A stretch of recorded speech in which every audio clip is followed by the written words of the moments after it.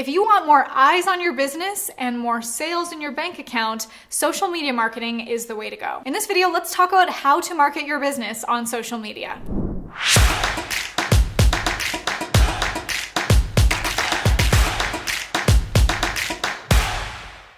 Here's the thing.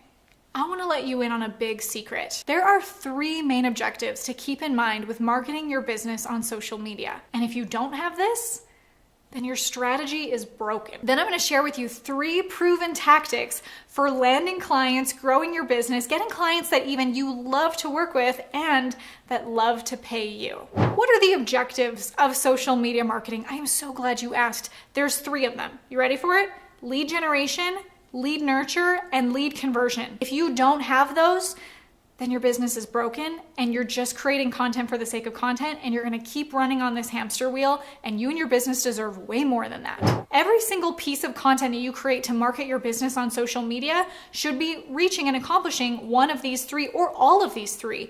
Lead generation, lead nurture, and lead conversion. Every single piece of content should be reverse engineering what it is that you have to sell and how is that piece of content either generating, nurturing, or converting. Sometimes they can even be leading to all 3. For example, I might have a post where I'm telling a story about a strategy that I used that changed my life, that changed my business, that helped me to make more money. And I could say, click the link below to get access to this thing. I'm going to give it to you for free today. That post, that piece of content, because it has a strong call to action, is going to generate a lead because they can click through that call to action and they can join my email list, which then they are going to be nurtured. But even if I back up to that post itself where I'm telling a really engaging story that I've created it with the strategy in mind, that I want to give them this epiphany that they walk away with thinking, oh, that's the way that I can now also get this result. It's nurturing them before I've even generated that lead. And then the conversion comes on the back end after they've opted into my email list. And maybe I have a nurturing email sequence that then brings them towards purchasing, a consulting call with me or purchasing one of my courses. And that's the conversion. So think about how every single piece of content is accomplishing one or all of those 3: lead generation, lead nurture, and lead conversion. I would recommend you actually write that down on a sticky note, put it beside your computer so that you keep that in mind and never forget that when you're creating content. Because we are not here to create content for the sake of content. That's like throwing spaghetti at the wall and seeing what sticks. We're not about that. We are doing this intentionally to grow our businesses, right? Right. After hearing that, I want to know what you think about that. Have you ever thought about that before? Have you unintentionally been just creating content for the sake of content, or have you been using these 3? Let me know in the comments below. Having an effective social media marketing strategy is so important. Why? Because this isn't a hobby. This is a business. We're not doing this just for fun, although your business should be fun. We want to be creating something that is going to give us an ROI, a return on investment, a return on energy, a return on the money that we invest, a return on the time that we invest. Ideally, we want to be able to reach more people. And it's kind of funny when I hear people talk about, get rich quick schemes. I'm not trying to help you get rich slowly either. So when you have a strategy, that's going to be the fastest path to cash, to growing your business, to reaching more people and making the impact that you want to make. And social media marketing can be one of the most effective ways because our audiences are on social media all the time. And if we know how to utilize that to reach them, to give them value, and then to lead gen, lead nurture, and convert them into a customer, that's how we're going to grow. And that's how we're also going to be able to make our impact in the world by allowing them to grow in the ways that our products and services provide. So just posting, just creating content, spray and pray, putting it out, throwing spaghetti at the wall, that's not a strategy. Again, go back to lead generation, lead nurture, and lead conversion. That is your strategy. So even if you're brand new to business, you might be thinking, well, how do I create a strategy if I've never done this before? I got to test my content. Absolutely. But you're also going to test your content with intention. As a new business or an existing business, these following tips are going to be really important for you to make sure that you have them in place. First of all is your branding so that people can recognize you. If I were to say to you right now, just do it, what does that make you think of? Nike, right? If I showed you these golden arches, what would that make you think of?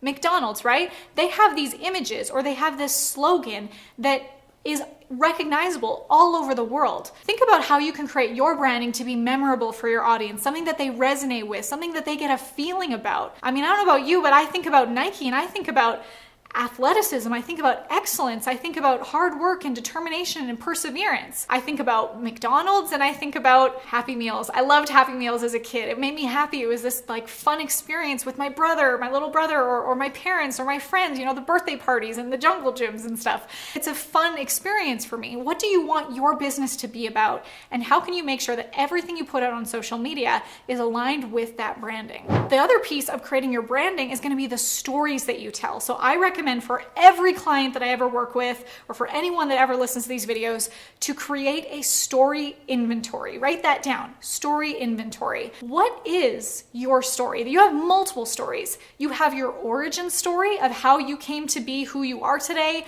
What was the thing that encouraged you to grow or start this business that you have? And what are the pivotal moments along the way that taught you lessons or shaped you into who you are today? I would actually recommend having a Google Doc or a huge notebook where you just brain dump all of your stories. This might be childhood lessons, it might be experiences with your family, it might be you discovering your expertise or your skills or what it was that encouraged you to start this business that you have today. And anytime you create a piece of content, you can go to your story inventory and share one of those stories in your content that people are going to resonate with. The reason why I urge you to tell stories in your content is because stories stand the test of time. Stories have been brought through from generations to generations. The things that carry on our culture or generations of wisdom is the stories that we tell and that we carry on. And as you tell these stories, people resonate with them. They're captivated. They move in closer. They want to hear them. Think about your favorite movies that you love to watch. You're following a storyline. You're connecting with the protagonist, the main character. You're on the edge of your seat watching them as they go through their trials and their tribulations. And by the end of the movie, why do you feel that adrenaline rush or sometimes that like serotonin or dopamine hit that you just love this character that you've fallen in love with over the last like hour and a half to 2 hours? Well, it's because you've watched their journey from start to finish. It's that you watch them hit rock bottom, you watch them climb their way up, and because of that, you cheer louder when they win. Whether that means they got the girl or landed the dream job or won the race, you got to see what they went through. And you resonate with them, whether you've been in the same experience or that you can relate to something similar that you've experienced. When you can share that through your content, that's going to create this undeniable connection with your audience. You know, I see a lot of new businesses focus too much on fun facts and tidbits instead of going deep into the stories. When I first started my business, I was a social media manager and I was also a full-time dental hygienist. That was one of my first jobs, is I was doing social media for the dental office I worked at. And sure, I could have made posts about how many times a day to brush your teeth and fun facts about cavities and fluoride and stuff, but that's not the stuff that makes people stop scrolling. That's not the stuff that captivates them and makes them think about it for days on end. The stuff that makes them stop what they're doing and pay attention is the story. So I would find stories from the people at our office, or I would make up a funny story about our office goldfish, and that's the thing that gets a reaction. So think about that as you're creating your content. There's nothing wrong with sharing those fun facts and those tidbits, but can you tie it into a story that people will actually stop the scroll and pay attention to?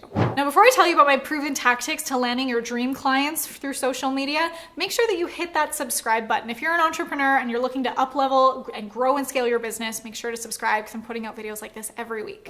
Okay, how to land your dream clients on social media. I have 3 tactics that I'm going to share with you. The first one is a strong call to action at the end of every single video. Remember when I was giving the example about lead generation? Maybe I tell this really great story and I segue it into giving them the answer to that if they click the link below and they get the PDF or the ebook, or they watch the next video, or they sign up for a webinar, whatever that thing is, that next step that I want them to take, by telling them what to do, by inviting them, that is a call to action. That's me saying, here's the next step that you can take to get more value from me. Click the link below. It's a strong call to action. When I first started creating content on social media, I didn't know what that was. I didn't know that I'm supposed to tell them what to do next. I think I kind of assumed like, well, if they like the video, maybe they'll subscribe, or maybe they'll reach out to me, maybe they'll email me. You can't assume that. because they don't know that they're supposed to do that, or they don't have a reason to. You have to give them a reason to act. So having a strong call to action, telling them where to go, that's where you also get to actively pursue that relationship. It's like being on a date with somebody.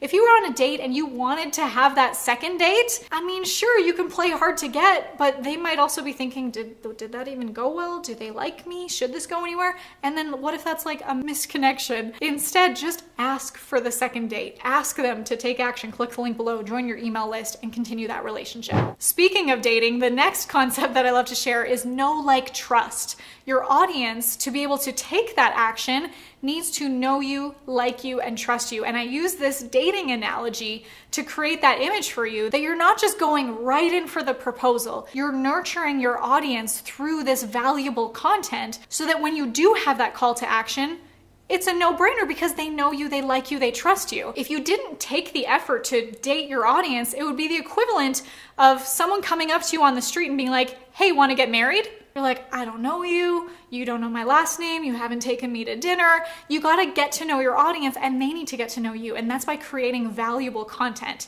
Now, that's not to say that you can't have calls to action in your content right from the get-go, but that you lead with value before you bring them to a call to action.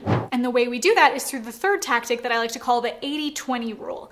Now, this can be 80% and 20% in one piece of content, or it can be 80-20 in your whole content structure. So an example is, the post example that I gave you before where I told a story, and that's like 80% of the post, and 20% of the post was the call to action. So I led with value. I told them a story that hopefully tugged at their heartstrings or showed them the path and painted that picture of what life could be like if they follow this strategy that I'm about to tell them when they click the link below. So having the 80-20 rule is going to be really important for building that know, like, trust factor, dating your audience, and leading to the call to action in a way that isn't abrasive, like going straight for the proposal. So remember, all in all, lead with lead generation, lead nurture, and lead conversion. When you have that in mind with every piece of content you create, that's what's going to boost brand loyalty and sales. If you want to learn more about creating content that converts into cash flow and builds a raving audience for you, I have a training on just the thing. If you click the link below, you can get free access to my next training. I'll see you there.